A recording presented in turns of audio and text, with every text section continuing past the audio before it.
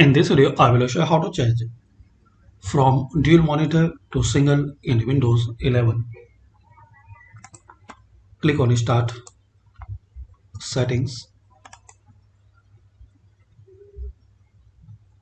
Now here click on Display.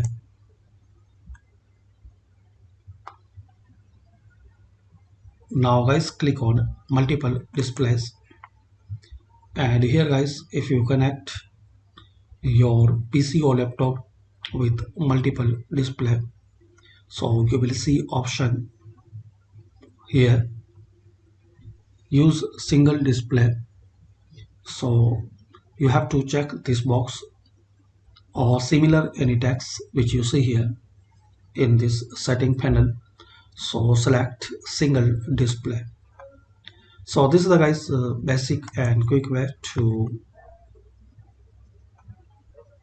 select single display in Windows 11 or 10. Thanks for watching.